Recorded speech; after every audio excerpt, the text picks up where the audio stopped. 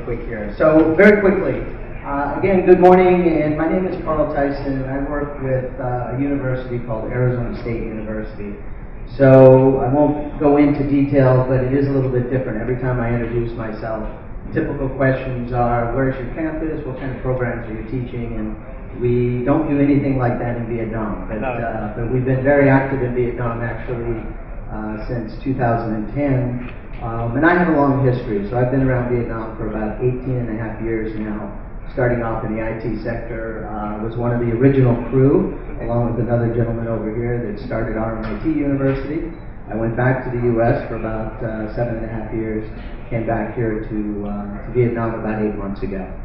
So I'm going to kind of continue this, and I want to point out very quickly, Pete, thank you very much, as well as the other speakers this morning. Sometimes when we come into these types of conferences, we're not 100% sure what everyone else is going to talk about, and so I'm wondering how much of mine is going to be repetitive. But I think when we talk about these types of things, we're talking about change, we're talking about innovation. These are concepts that in some ways are very easy to conceptualize, but also very hard to understand and really put into practice. So if we repeat things over and over and over, I think that's actually a good thing.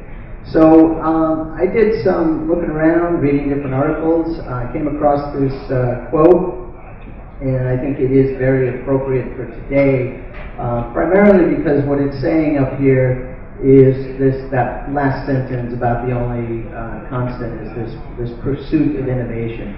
So we're all business people, even in a university, higher education is changing dramatically and quickly. We all have to stay relevant, we have to stay competitive, we want to innovate, so how do we do these different types of things?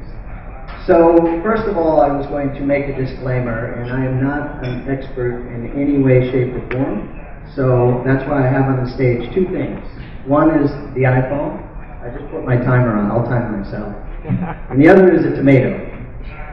Okay? So that's in case I get hungry. Actually, I picked it up from the table over here. I didn't want them to throw it at me, so I brought it up here just to prevent it. But I was going to ask a question, which one of these products, if you will, which one of these things is an innovation? Is it the tomato, or is it the iPhone, or the smartphone, if we want to be generic? So hence, I'm not an expert on this stuff. I have no idea what I'm talking about, right? Why would I bring a tomato on stage? The caveat here is I work for an organization that actually in the small words there in the bottom, we were actually recognized for innovation last year. And it's a significant thing because when you look at higher education, if you think of American higher education, typically people often remember schools like MIT and Stanford. So why is it that Arizona State University was able to beat out schools like MIT and Stanford when it comes to innovation? So I actually work in an organization since 2008 that has taken innovation very, very seriously. And as I put there in these words, it embraces, it encourages, and we try to teach it as well. We do recognize failure. We do support failure. We are pushed to try new and different things. And I think a case in point is the fact that I'm here in Vietnam. I mean, why am I here in Vietnam if we're not setting up a campus or trying to maybe compete with RMIT down the road? What is that all about? Okay? So what I was going to do today is just kind of back up a little bit and kind of go through and look at a little bit what is innovation. Okay? And then we can look at making that innovation strategic. So if we think about our organizations and where we work. And then I talk a little bit about learning. So you have to cut me a little bit of slack here. I am in education, so naturally I can always take anything and turn it back around to teaching and learning, right? It's all about learning. And I think we'll see that repeated here. And then finally, I was just going to share very quickly what we're doing in Vietnam. So I'll just quickly at the end of this touch on that piece of it. Okay, so first off, let's just right back to very, very basics. What is an innovation? So we pull it out of the dictionary. Two important things here. There's a noun and a verb, right? An innovation is a new idea, okay? A device, a product, the iPhone, okay? And it's very easy for us to think of an innovation and we look at the internet, we look at a smartphone, the laptop computers, Google, Facebook, and I think we look at these great, big, fantastic ideas that have changed our world, and we think that's an innovation. And true, they are innovations, but innovation is also a process. It's the activity, it's that journey, it's about getting there, okay? And so I'm going to just touch on that very quickly. So it all starts with this bright idea, right? So the light bulb goes off in the head, and I appreciate it. And I don't know if you can pull over in traffic and just stop and draw out my idea, but I'm very guilty of that. And I do sometimes wake myself up at night to write it down or something if I think it's important enough, and I'm not too lazy. But it is true. We have the idea go off in our head. If we just go to sleep, it kind of disappears, right? So let's hang on to that idea a little bit. So it's starting in somebody's head. Somebody had an idea. So here's where we can look at this phone. We can look at the iPhone, right?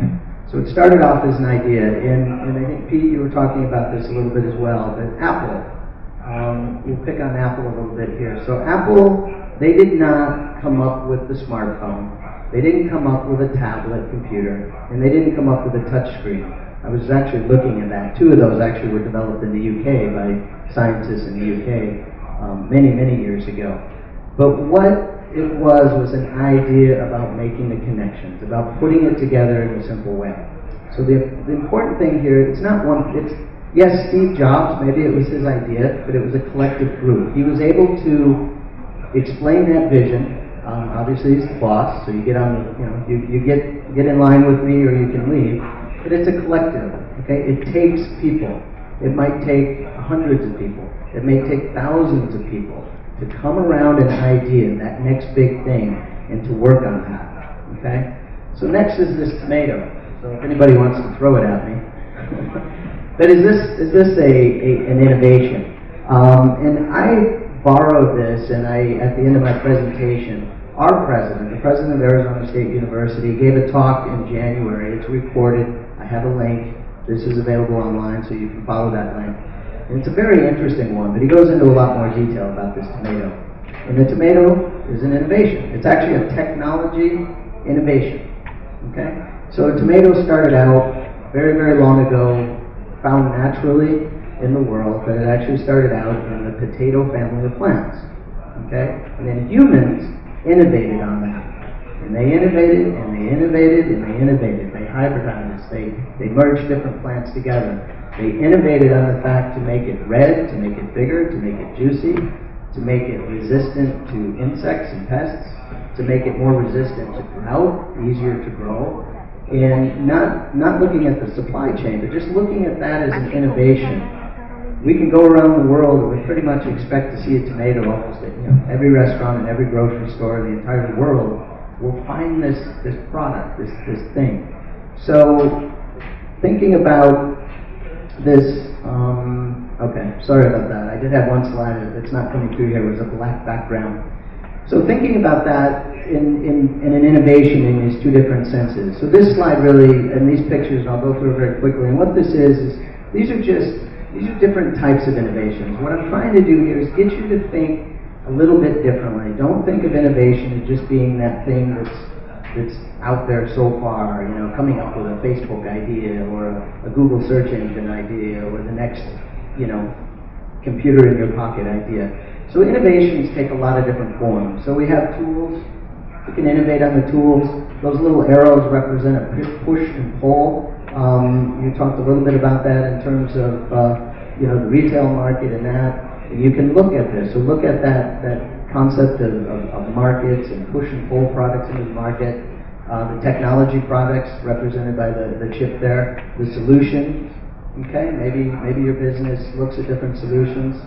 Okay, and then that bottom one actually says philosophies. And if you watch that thing, the video from Michael Crow, Dr. Michael Crow at ASU, he talks about the United States as an innovation.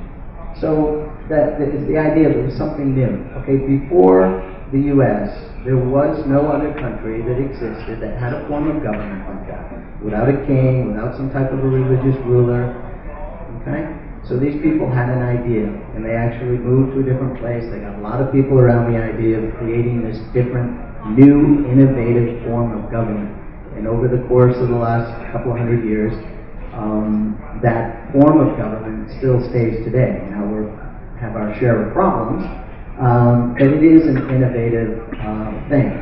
These are some different things that come to mind. So we often throw out these words, and I think we'll see some of these words throughout today, in terms of technology, collaborating, and strategic, and disruptive. We love the word disruptive, right? Trying to make an innovation more disruptive. So, to go back to very fundamentals here, I just wanted to, what is an innovation? An innovation in and of itself. And there'll be a little test at the end of this. Again, I'm in a university, so note the words in red throughout my presentation today. So when we look at an innovation, the innovation in and of itself, let's think about the process, okay? You don't wake up one morning and boom, there it is, okay? It started off as an idea, but it is this process, and it's oftentimes a very complex process. It can take time, it takes a lot of different people. It's got to have a purpose. What's the purpose of it? Okay? And that little sentence there, if you have an innovation and it's not used, there's only one thing that can happen to it, which is it becomes forgotten. Okay? You might have that great idea, that next great innovation for your company, you go to bed, you forget about it. But that same thing. If it doesn't have a real fundamental purpose that you're changing something, okay? And it's got to have a result. What's the result of this? I mean, if it's not something that people are going to see is having value for them or for your company, that what is the result of that? So if we think of these three things, the process, the purpose, and the result, okay? So now I wanted to shift a little bit, still staying with very fundamentals, very basics, and talk a little bit about making that innovation strategic. So now we're all thinking, and I think one of the objectives I've had today primarily is for us to get thinking about that. Think about it in a very basic sense, okay? Has a purpose, there's a process involved, there's some type of result, so that's the innovation itself. Now we're going to kind of look at kind of morphing that, taking it the next step, because we are a business conference, we work for organizations, we want to try to make that strategic. We want to embed that into our organizations a little bit.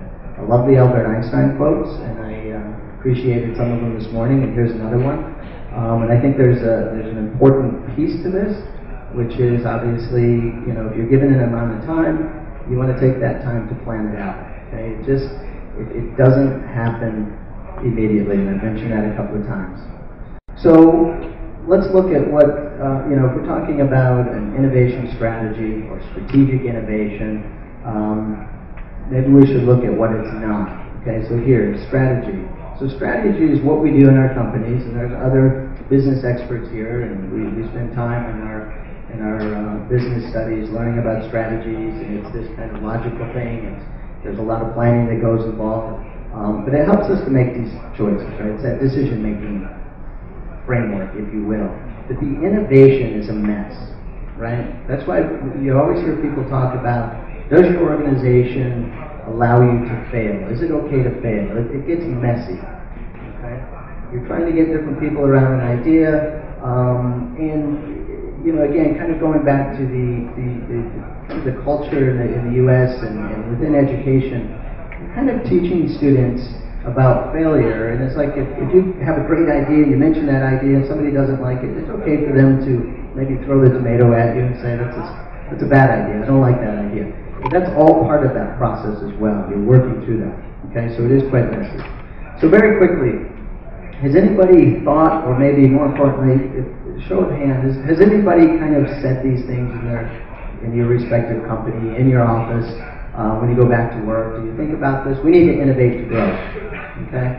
We need to innovate. We need to create more value for our companies. We need to innovate. Okay? We need to stay ahead of our competitors. We always need to change. We always need to be ahead of the competitors. Always saying these things. So again, what I'm saying here is those in and of themselves, those are not your strategies. Okay? To have a strategy centered around innovation, your strategy is not innovating to grow or to create value or to stay ahead of the competitors. We hope that's the result, We want that to be the result of that innovation, but that's not the strategy. Okay, we have to define that. If we backed up and start thinking again of those fundamental things of what an innovation is, and that's what we're trying to do there. Okay, so here's a nice definition that I found that talking about strategic innovation, and it has those elements to it, right? It's kind of creating. Okay, we're creating something. Hence the word in red. So I'm going to use that. It's one of my. I think I have 8 words in red, and that's what I'm working towards. So trying to boil all of this down into 8 words. So there's that change, and we talk about change. And there's some people here today where their presentations are more focused on the change piece of it. And that's an important part of innovation and making that innovation strategic. And new value, you cannot underestimate that. It's if there's no new value, if you're not really doing something new, it's not really an innovation. There's a lot of incremental innovations, and that's fine. And they are new. They're innovating on an existing idea and existing product. There's some companies that have been hugely successful at doing that. That they're creating value. They know that there's a value there, and they continue to go after that value. Okay. So I'm going to walk through 3 questions, and these are just questions for you, again, with my objective of just getting everyone thinking about it. Hopefully, during lunch and that, you're talking, you're having debates about innovation and what innovation is and how you're making it strategic. And these 3 questions, interestingly enough, and they do come from my Harvard Business Review article, so obviously the author was very focused on money. Because there's 3 questions, and all 3 questions have that value piece of it. Okay, so the type of innovation. So you're sitting there and you're trying to figure out what type of innovation. Are you going to do a process? Are you going to do a product? Maybe you're going to do a combination of those things. Maybe you kind of have a new product and you're going to think about modifying the supply chain a little bit to do something different that really hasn't been done to get that fresh tomato in the city in an easier way. Okay, and I'm just linking that back to our definition of innovation. So I picked out the process. Remember those 3 words, the process. Okay, so we're thinking about these questions. How about our company? Okay, now we're doing this. This is another question we have to ask if we're going to make our innovation strategic. Okay, what's the value here that it's going to capture for us, the company? Okay, now obviously your boss, the board of directors, they're not going to be real happy if you say, we got a great innovative idea, we're going to do this, it's probably going to take us about 10 years, so bear with me, and we're going to make this happen. You probably end up losing your job if it takes that long. But we know that innovation is a complex process that's going to take time, that we have to look constantly at that value thing, because we work, obviously, in a world that we need profitability. How do we stay profitable? Okay, and again, I'm just linking it back to the purpose. Okay, what's the purpose of it? And then this 3rd question is the value, not just for the company, but for the customer, right? Same thing. I mean, if a customer, if we don't see value in having that tomato available, I know that I can wait. If I want to make a fresh salad, I can stop at the little corner store, at the grocery store on my way home, and I can pick up that tomato. I don't have to buy it, over the weekend and put it in the refrigerator and hope it stays. I can buy it fresh. And so there's value in that. There's value in the smartphone. There's value in switching from one style phone to another. But again, looking at that value piece of it. So let's link these 3 things together. So there's 6 of our 8 words. When the test comes up at the end of this. So we have an innovation here on the left.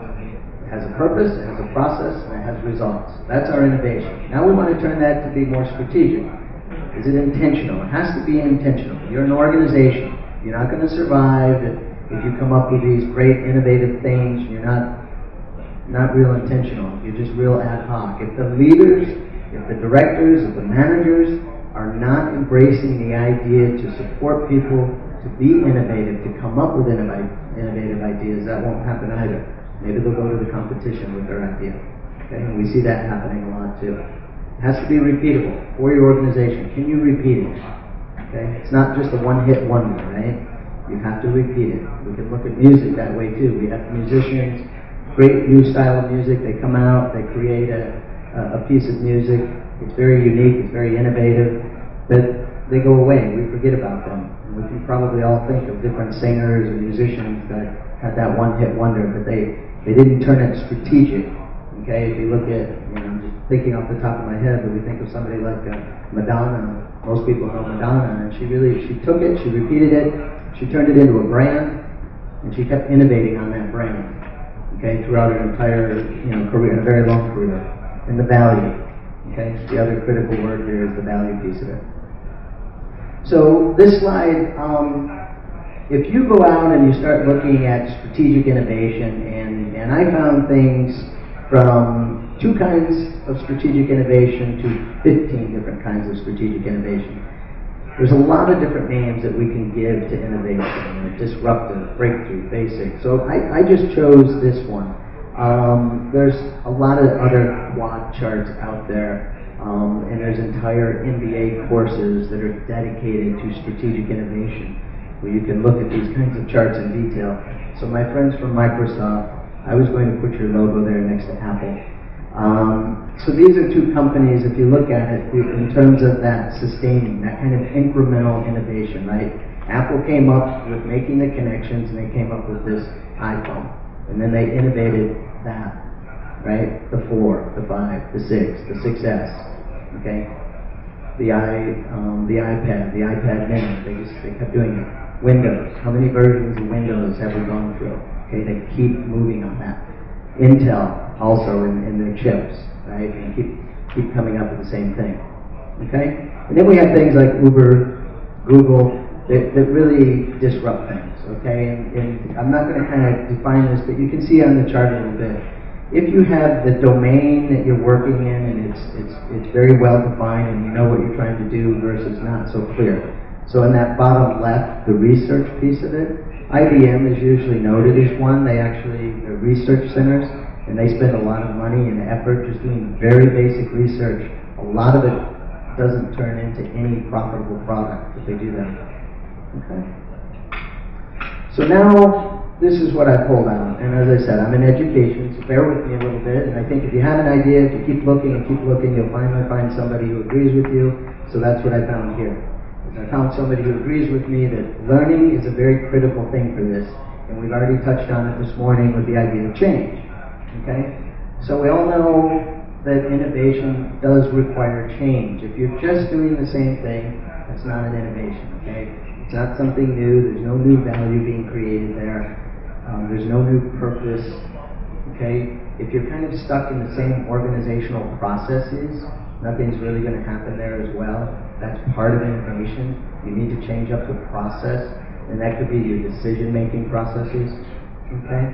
And the word reason, and I think it's faded a little bit because we already touched on that word. And these are just some of the basic triggers, right? So we know that we need to change. We're all human. We like the idea of change. Sometimes we do, oftentimes we don't. We always hear that in personal relationships. You cannot make another person change. They need to want to change. It's up to them. What's the old idiom about you can lead a horse to water, but you cannot make him drink? These types of things, if they're not going to drink, okay? But to change, we have to learn to do something a little bit differently. We have to be willing to do that. So in your strategic innovation, when you go back to your offices, you have to think about that in the context of how you're going to change some of your processes to support people to become innovative. Okay? The Silicon Valley is, these cool offices, right, where people collaborate together and play pool or basketball or whatever they do at lunchtime. They have these great areas where they can sit down and whiteboards and scribble on the wall. And these are just ideas of just trying to get people to say it's okay to think outside the box. It's okay to talk with your colleagues about different things that maybe are strange, that you wouldn't think about. So now, coming to the end of this, I wanted to just share a little bit about Arizona State University. And I'm going to use us as an example. So let me ask the question real quick though. When you think of innovation, innovative products, organizations that have brought new, really cool, innovative things into the marketplace, How many people thought of a university? Come on, let's give me, I need some help. At least I know you guys over here work in universities. But right, I mean, would you think, I mean, you don't think of a university, right? And our president he became the president of Arizona State University in 2002. And he had this idea, he called it the New American University, and what he was doing, he was changing the entire way a higher education institution, a university, developed. Okay? If we look at the most prestigious universities in the world, we'll go back to MIT, we'll go back to Oxford or Cambridge or Stanford, Yale, you know, all these nice Ivy League schools, they're very prestigious. But if you look at them as an organization, you're right, higher education as an organization is well over 100 years. It's been the same, right? There's faculty, there's administrators, they do some research, the way they're structured. Okay, professors get tenured. What does being tenured really mean? You know, it just means you have job security because you're tenured. But those universities took a very, very long time to become prestigious, and as they became prestigious, they become what we call more and more exclusive. Okay, the bar. If you want to come to Harvard, it's here.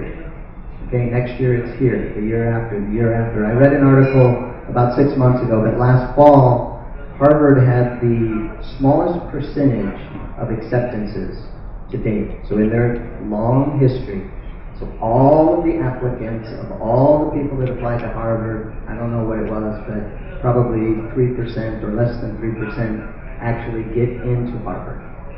So they select the strongest, the smartest. They select those students with the best grades.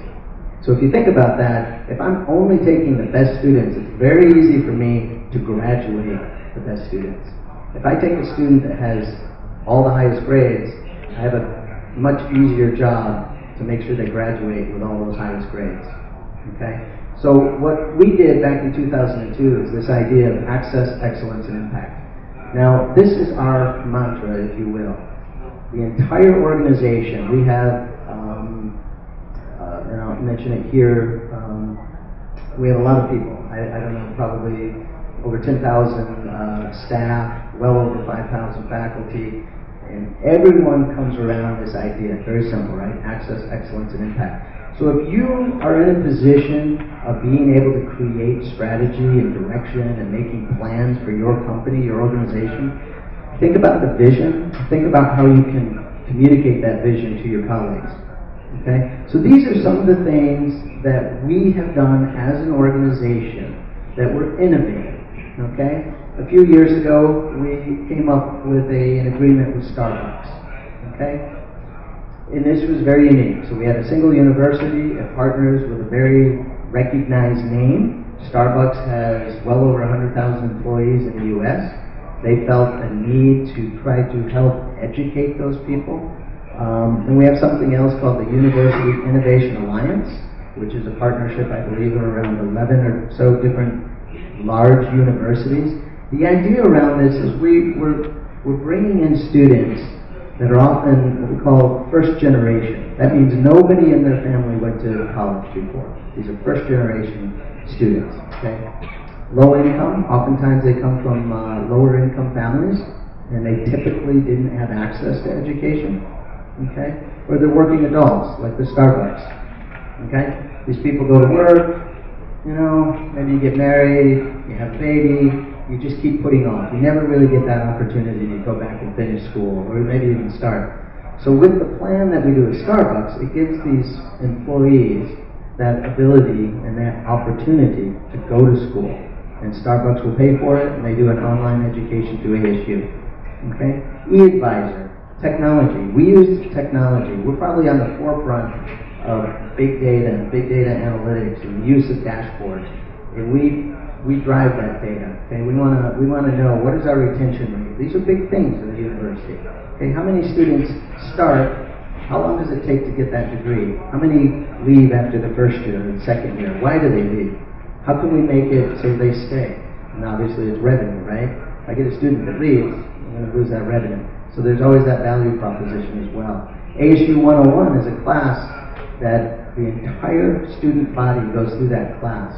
And it's all I forget that it's small class sizes, so there's literally hundreds and hundreds and hundreds of faculty that teach this. Okay, and it's all for incoming freshmen, and it's all about making them successful, to help them ensure their success. So since 2002, we've done a few things. Okay, so now we're graduating. Our graduation, the number of people we graduate each year is more than double. Okay, so it's more than 19,000 people are getting a degree every year.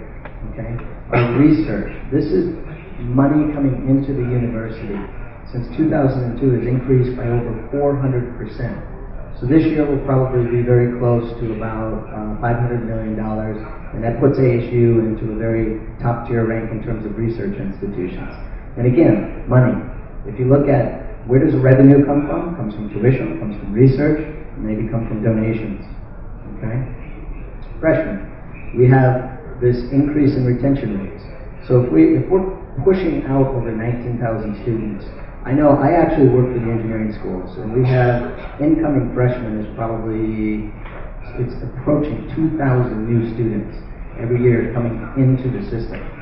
And so we're able to hold those students. Okay? And all this while we're doing this, there's something else I mentioned. We have 4 Nobel Prize winners in our faculty. We've produced the highest number of Fulbright scholars. So we have that excellence piece of it too, but we've grown to be the largest public university in the country. And again, I mentioned this number 1 about innovation. Okay, so finally I'll end on this last note. I'm talking about innovation, and I'm going to talk a little bit about what I'm doing here in Vietnam. Okay, so since 2010, our work in Vietnam is all about enabling some universities to produce and to graduate a more competitive person, so that you, the employers, have somebody that you can hire that is more competitive. Okay? More competitive in Vietnam, more competitive in the region, and I think this afternoon we're talking a little bit about TPP, but more competitive globally. So how do we do that? How do we enable these students to become more competitive and infuse the ideas of innovation into the student? Okay? So what we started in the middle there, is I talk about pedagogy. A lot of our work in STEM, if you're not sure, is science, technology, engineering, and math. So we're not across the entire board. We're not working with business programs, but we're working first with engineering programs. And since I came last fall, we're expanding that to cover the science, technology, and math on top of that. Okay? We're teaching faculty how to teach. How do you teach those types of programs in a applied way? Okay? To move from just listening to the person in the front of the room, taking some notes, taking an exam, and memorizing facts and figures, and dates, to actually apply it. Okay? Get that practice in the classroom. It's a safe environment. We're working on the curriculum now. Since 2010, the government has released their stronghold on curriculum. Universities have more and more autonomy to develop curriculum, and we're working with them to develop what we call project-based curriculum. Okay? We have a very heavy focus now on quality, creating quality assurance, continuous improvement plans that drive accreditation. Okay? And there's a lot of universities in Vietnam, and you'll see this over the next 5 years. Some of these universities will disappear. They're going to shut down. They're going to go away. Some of them are going to be merged. Okay? There's too many of them out there. Okay? And then some of them are going to push for regional accreditation, and some of them will push for a global recognized. So we have a university here in Ho Chi Minh City, Bac Qua, who has 2 programs that are accredited by the U.S. Engineering Technology Accrediting Body, which is a global recognized standard. And when we started in 2010, everyone said there is no way that would ever happen. And it did. And it didn't take that long to happen. Okay? Student industry, university integration. My work, what we do is we build what we call a collaboration or a consortium of university, government, and private sector. Our money right now comes from government, and it comes from the private sector. Okay, so these faculty are not taking money out of their pockets. We have funding, and we use that so that we're able to work with them.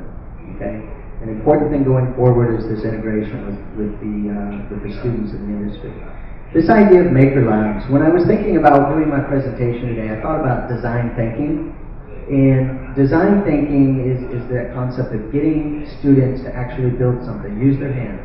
They learn in the classroom how to design it, they engineer a solution, and now we give them a space where they can actually get their hands dirty and build that solution. And that process generates that innovation. Okay? So at the end of the day, we do have that more work-ready graduate, that more competitive person. Okay? So I'm going to end it very quickly here. There's my 8 words in red as I draw this to an end, and the tomato. So what is an innovation? Thinking about making that innovation strategic, and then finally, don't forget about the learning piece. We all have to learn, both as an individual, but our organizations have to go through that process and to learn how to do things differently. Okay? Thank you very much.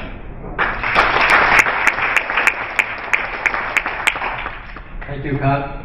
Do you have any questions? Especially in the education system in Vietnam. How to improve? Tomato. Whoever answers, here's a tomato. The first question. Yeah.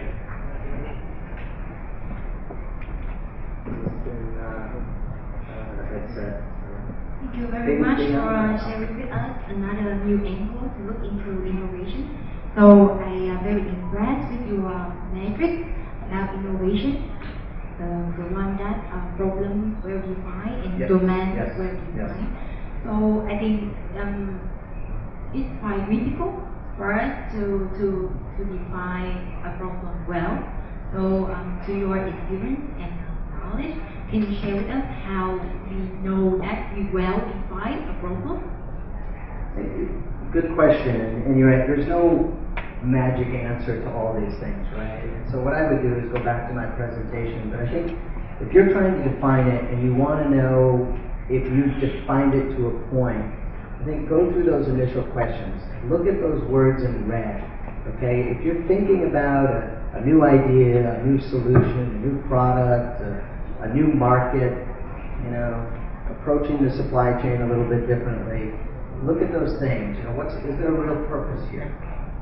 You know, and draw. It's critical not to do this in the boardroom with the same old people. Okay, you have to look at the entire process. If you're trying to do something different, but yet you're doing it with the same people and you're approaching it through the same decision matrix, then you're probably not going to be successful. But if you can involve different people, that's why in the marketing world they do these, focus group discussions and things like that. Bring people in and, what is it, the one-way mirror or whatever, and you watch them and you watch the baby climb to that product because they're attracted to that. And, we all thought it was going to be the other one, but the baby chose something different. But you have to get a lot of different perspectives when you're looking at that purpose. And then what's that process? Thinking about your process. So I think if you go through and answer and just list out those questions and get creative about thinking about all the different possible ways to do that, then the act of doing that is going to make that problem definition much more well-defined. Okay? And you're probably going to have a much better definition of what your domain is, or what is the market, what are you trying to do. Our domain is higher education.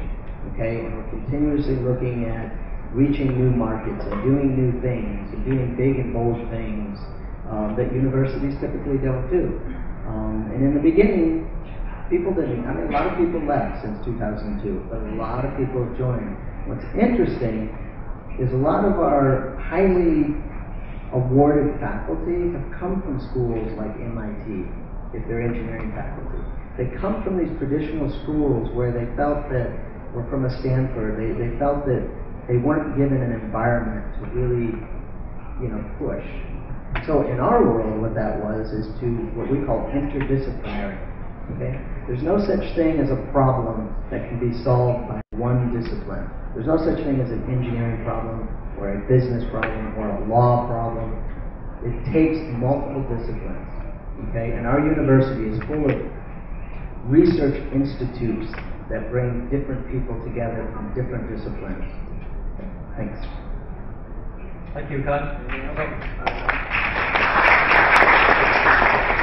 I think the education and innovation in education system in Vietnam, we need the whole day to talk about that. It is true. When I was looking at this, there's entire MBA courses that are dedicated to these kinds of things. But I would encourage, and it's exactly what we do in education. And what we do, and if you look at innovation, we talk about design thinking, it's really pushed back now. There's a lot of focus on kindergarten students through the 12th grade and then into university. Capture when they're young, get them to be creative. So she just left the room. We talk about the 2-year-old with the iPad. So I have 2 young. I have they're almost 8 and 6 years old, and I refuse to get them an iPad or an iPhone or some type of a tablet. And I'm buying them little pieces of work. They need to get their hands dirty. They need to go through that process. And as education, it's our responsibility, you're right, to provide that opportunity and bring companies into that mix when we're talking about higher education. So don't just give them an internship, but make it value. Talk to the university, figure out how they can get their hands dirty sometimes. Good idea. Thank you, Khan. Thank you.